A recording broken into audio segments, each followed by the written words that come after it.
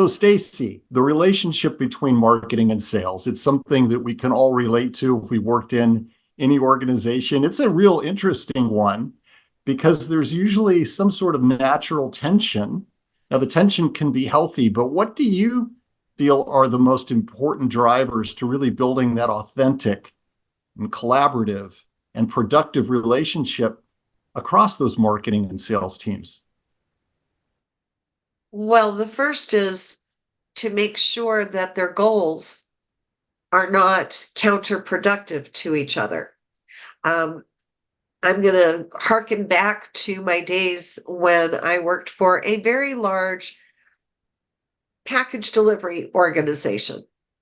And my role was to help them put and implement into place programs to, we'll say, cherry pick the best types of customers, their ideal audience customers, rather than relying on national advertising, going right into the marketplace and courting, if you will, certain clients.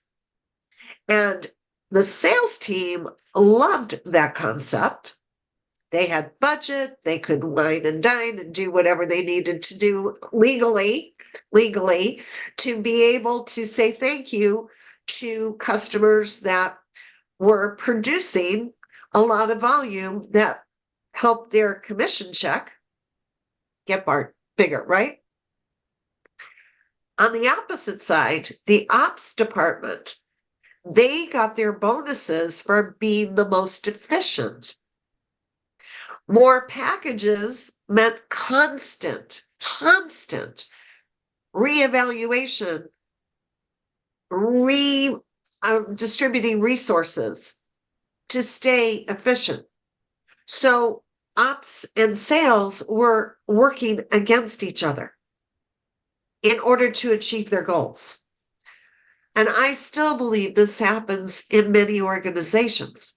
So bringing the two departments together to co-create and then cooperate around the same goal is the first key to marrying marketing and sales.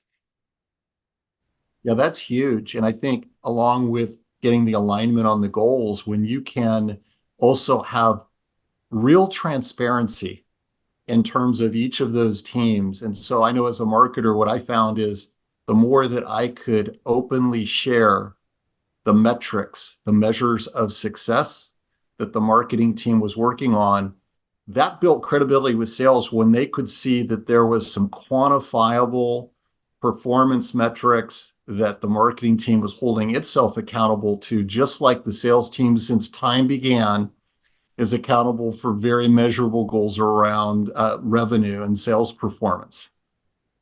Yes, and putting into place marketing comes before sales, not the other way around. Now, that said, the sales representatives are closer to the audience, usually, hopefully, than the marketing department staff. They're the ones who are out talking to our audience. So allowing them to be heard back at the company. So the greatest ideas, I've also worked for many years in an ad agency, and my role was to put together the marketing plans for the client.